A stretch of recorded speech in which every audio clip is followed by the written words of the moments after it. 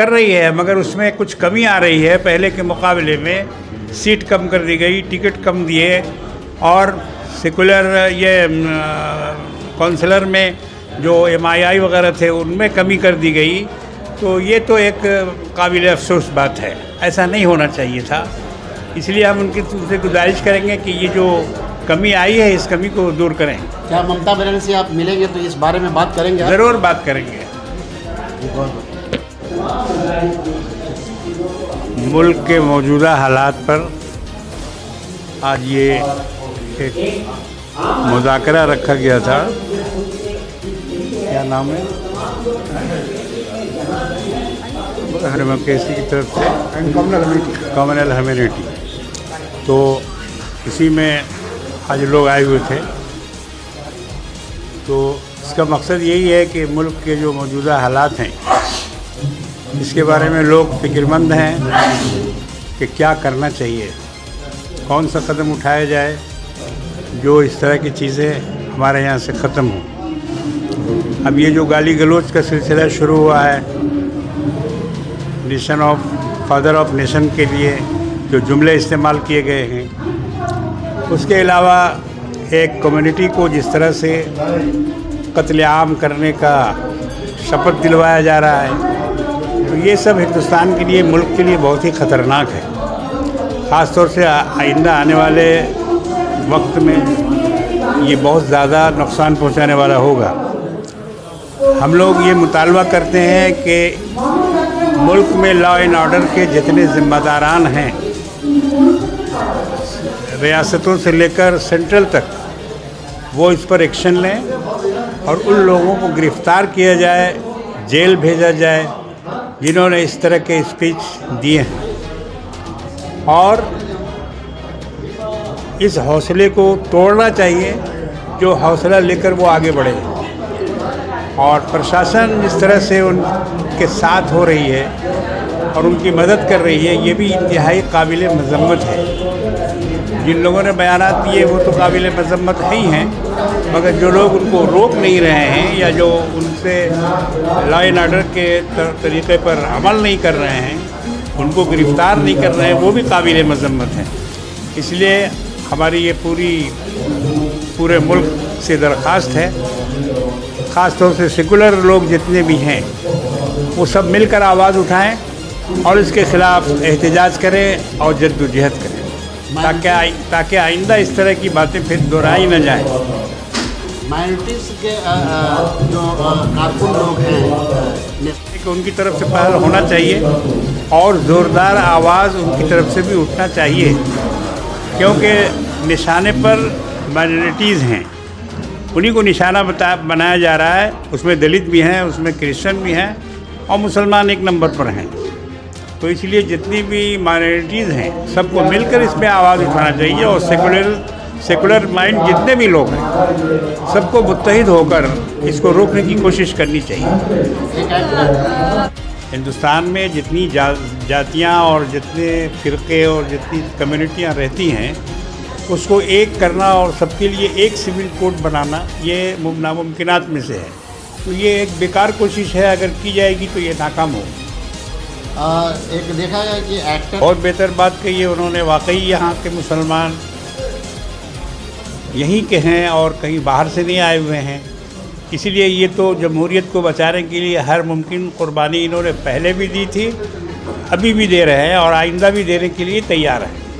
बंगाल के मुसलमानों से क्या पैगाम देना चाहेंगे? तो क्या पैगाम देना चाहेंगे? बंगाल के मुसलमानों को मैं मुबारकबाद देना चाहता हूँ कि उन्होंने बीजेपी को यहाँ हर तरह से रोकने में पूरा सरकार का ताउन किया, जिसकी वजह से यहाँ बीजेपी दोबारा नहीं आ सकी।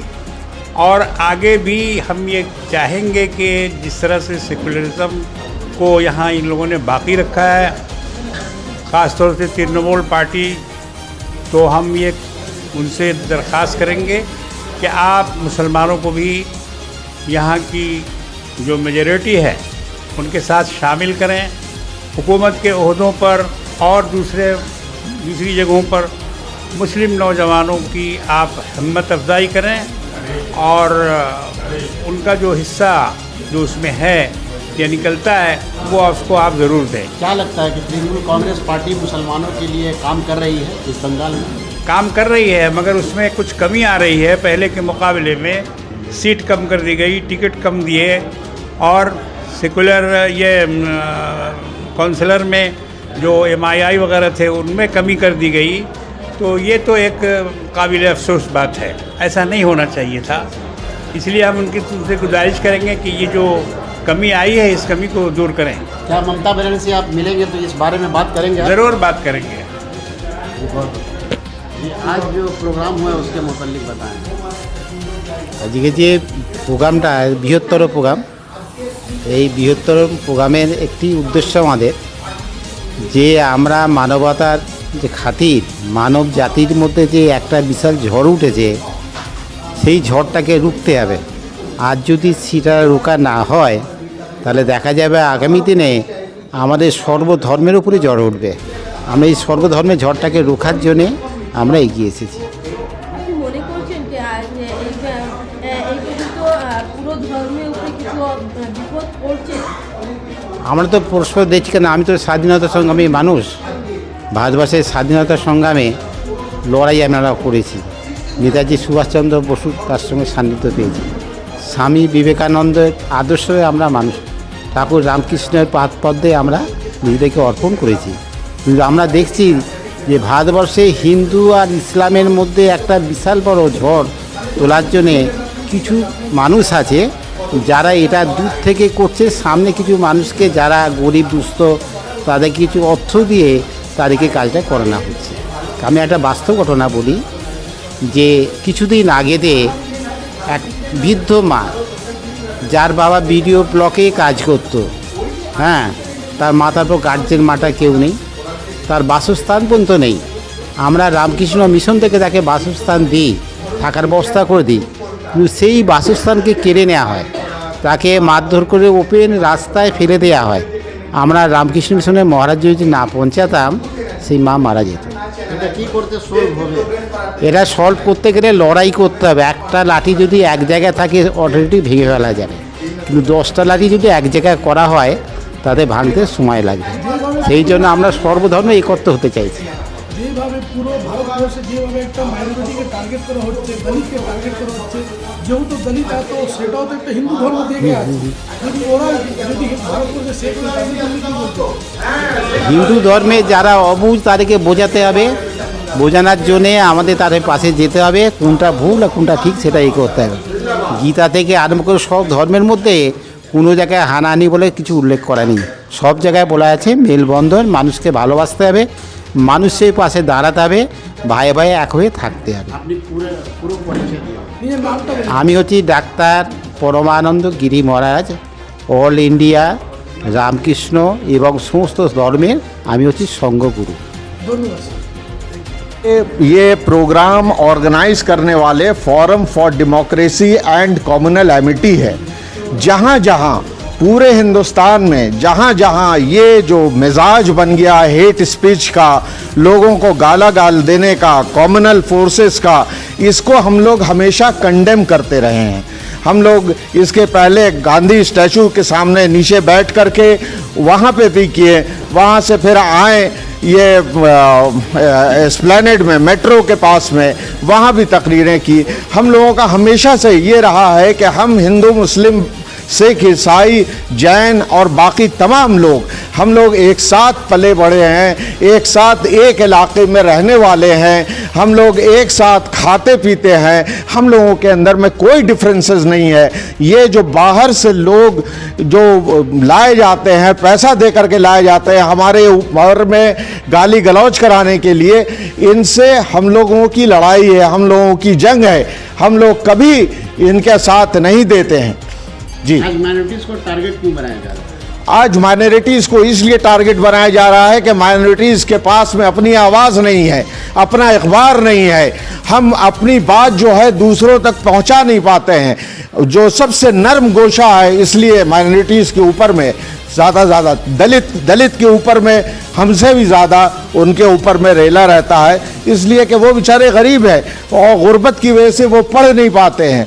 तो उनको जो सॉफ्ट टारगेट है इसको पहले वो ख़त्म करना चाहते हैं। तो माइनॉरिटीज़ का क्या ये जिम्मेदारी नहीं है कि जिस तरह से आपने कहा कि अपना पेपर अखबार नहीं है, अपना जी, मीडिया नहीं है, जी, तो इसकी जिम्मेदारी क्या जिम्मेदार कौन है? माइनॉरिटीज़ कौन? इसके जिम्मेदार हम लोग सबको ही हैं, जो सिविल सोसाइटी में है, जो ये सोच रखते हैं, हम लोग सबको ही इसके जिम्मेदार हैं। हम लोगों को जितना जल्दी इसके ऊपर में, क्योंकि ये जो बला जो नाजिल हो रहा है और ये हर जगह जा रहा है, ये भाई को भाई से लड़ा देगा, भाई को बहन से जुदा कर देगा, बेटा को बाप से जुदा कर देगा, माँ को बेटी से जुदा कर देगा। इसलिए हम लोगों को बहुत जल्दी इसके ऊपर में काबू पाना है। सर, जिस तरीके से देखा जा रहा है कि पूरे हिंदुस्तान के माहौल को बर्बरियत के तौर पे ले जाए जा रहे हैं, जहाँ पे जो छोटे छोटे बच्चों को स्कूल में अब जो है स्लोगन के तौर पे ये सिखाया जा रहा है, क्या ये हिंदुस्तान की सरकार की ये जिम्मेदारी नहीं है? इससे और आगे बढ़कर के हम आपको बोलें, आज का टेलीग्राफ अगर पढ़िएगा फर्स्ट पेज में, उसके अंदर में यूपी में बच्चों को ट्रेनिंग दिया जा रहा है और कहा जा रहा है कि हेट स्पीच करो, लोगों को मारो, लोगों को पीटो, लोगों को कत्ल करो अगर तुम्हारे अंदर में गट्स है और इसको हिंदू राष्ट्र बनाना है। हिंदू राष्ट्र इस तरह से नहीं बनता है। हिंदू जो है ये एक बहुत आला चीज़ है। यहाँ पे सब भाई एक दूसरे के दोस्त बन करके काम करते हैं, लेकिन इन लोग फसाद डालना चाहते हैं। ये जो हिंदू तवा फोर्सेस हैं ये फसाद डालना चाहते हैं और इसी के खिलाफ हम लोगों का ऐलान जंग है। क्या कानून के आंखों पे पट्टी दिखता है? क्या वाकई में इन लोगों के लिए आप कानून की आंखों में पट्टी है? देखिए, कानून की बात कीजिएगा तो उसके अंदर में कई चीज़ हैं। इसके अंदर में बहुत सारे ऐसे लोग भी हैं जो इसके बिल्कुल ख़िलाफ़ है। ये हिंदू तवा फोर्सेस के बिल्कुल ख़िलाफ़ हैं। अगर आप वाकई अगर आप देखना चाहें, लेकिन कुछ लोग तो हर जगह मफाद परस्त होते हैं, वो अपना पेट पूजा पहले देखते हैं, तो इस वजह से ये उनके शिकंजे में आ जाते हैं। आज जिस तरीके से बीजेपी बोल रही है या फिर दूसरे हिंदुत्व की अगर बात की जाए तो मुसलमान ही नहीं बल्कि हिंदुस्तान लेवल पे जो देखा जा रहा है कि तमाम लोग, तमाम मज़हब के लोग जो है, सिर्फ मुसलमानों को नहीं, जो एक एटमॉस्फेयर जो पैदा किया जा रहा है, जी जी, इसको किस तरीके से काबू में किया जाए? क्या आप लोगों ने इस पर कोई बात किया? देखिए, ऐसा है कि ये धर्म और अधर्मी की लड़ाई है और तमाम धर्म वाले जो है, जो वाकई धार्मिक है, वो हमारे साथ हैं। अधर्मी हमारी लड़ाई किसी मज़हब से नहीं है, किसी जात से नहीं है, किसी धर्म से नहीं है, किसी कलर से नहीं है। हमारी लड़ाई अधर्मियों से है और आज जो है तमाम धर्म के मानने वाले हम लोग एक साथ हैं और हिंदुस्तान के संविधान को जो तिरछी निगाह से देखेगा, इंशाअल्लाह रहमान हम लोग उसको जो है ठीक करने जानते हैं। सेकुलरिज्म के लिए क्या कहना चाहेंगे? यकजहती के लिए क्या है? यकजहती इस मुल्क में हज़ारों साल से और रहेगा। ये चंद मुट्ठी भर जो ये फ़िरका परस्त लोग ये चाहते हैं कि हमारे आपस में फूट डालकर वो हुकूमत कर लें, तो ये बेशी दिन तक ये कर नहीं पाएंगे। इसलिए कि हिंदुस्तान की जो धरती है वो सेकुलरिज्म है, वो गांधीइज्म है और गोडसे के ख़िलाफ़ है।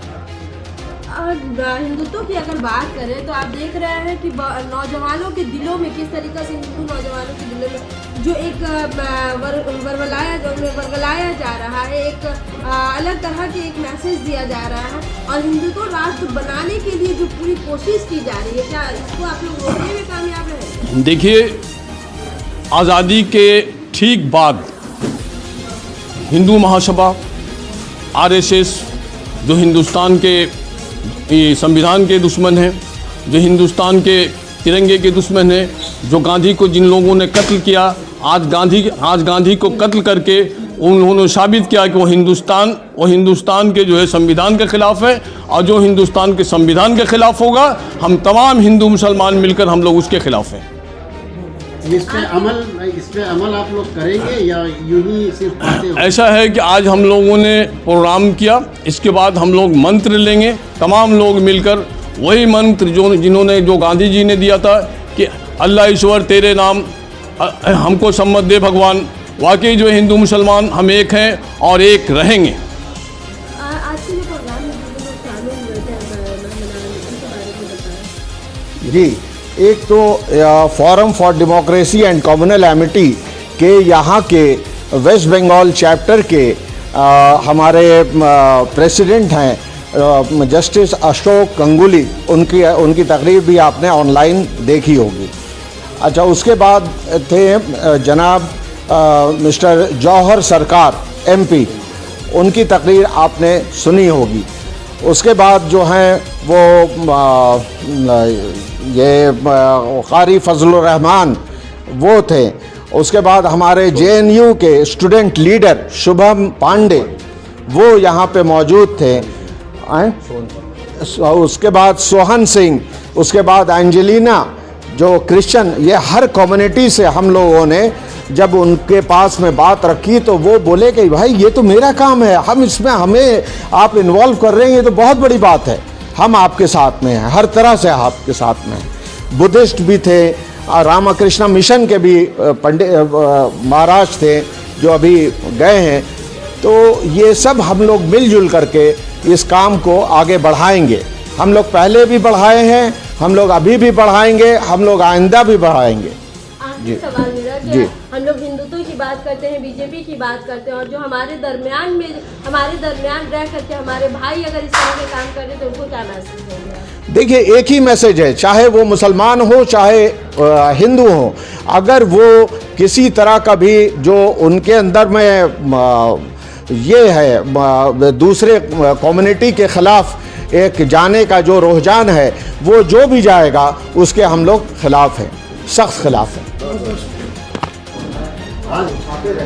जी, डेमोक्रेसी हिंदुस्तान में ज़िंदा है और हिंदुस्तान के किसानों ने ये साबित कर दिया है कि हमारे दस्तूर के तहत कानून जिस तरीके से बनाए जाते हैं, चाहे आपका अक्सरियत हो, आपका मेजॉरिटी हो, आपका पार्लियामेंट लोकसभा राज्यसभा में कब्ज़ा हो, एक से ज़्यादा रियासतों में आपकी मेजॉरिटी हो, लेकिन हिंदुस्तान का अवाम अगर एक हो जाए तो हिंदुस्तान का दस्तूर में जो डेमोक्रेसी है वो ये साबित करता है कि प्रधानमंत्री को घुटने टेकने पड़ते हैं आवाम के सामने। उसी तरीके से इंडिया भारतवर्ष का जो लाइफ है, जो ज़िंदगी है, उसके हर एक पहलू, चाहे वो धर्मनिरपेक्ष चेहरा हो, चाहे वो जातिवाद के खिलाफ हो, तमाम पहलुओं पर हिंदुस्तान का आवाम का आखिरी जो आवाज़ है वो खड़ा होता है। और जिस तरीके से हिंदुस्तान के संविधान के ऊपर धावा बोला जा रहा है, आवाम को रास्ता में उतर करके, किसानों का रास्ता इख्तियार करके, संविधान और दस्तूर को फिर समेट करके, बटोर करके, उसकी सेकुलर कैरेक्टर, उसकी सोशल कैरेक्टर और उसकी यूनिटी के जो कैरेक्टर है उसको बचाना रखना। क्या आपको नहीं लगता कि 2014 के बाद का जो हिंदुस्तान है वो दूसरा हिंदुस्तान बनने जा रहा है? देखिए, ये चैलेंज 2014 से कई साल पहले 1925 में ये चैलेंज तैयार हुआ था और 1925 का चैलेंज को हिंदुस्तान के अवाम डट कर मुकाबला करके उसे शिकस्त दे रही है, आगे पीछे होता है। इस बार उनका पल्ला भारी है, अवाम सतर्क है।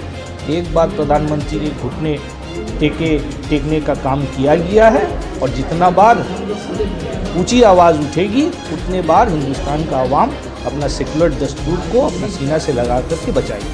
हिंदुस्तान को हिंदुत्व राष्ट्र बनाने की पुरजोर कोशिश की जा रही है और जिस तरीके से नौजवानों को बनाया जा रहा है, क्या लगता है हिंदुस्तान में हिंदुत्व राष्ट्र नहीं बन पाएगा? हिंदुस्तान का दस्तूर ये कहता है कि तमाम मुख्तलिफ जो मज़हब है उनको मिला करके हिंदुस्तान का जो दस्तूर बना है और हिंदुस्तान एक मुल्क बना है।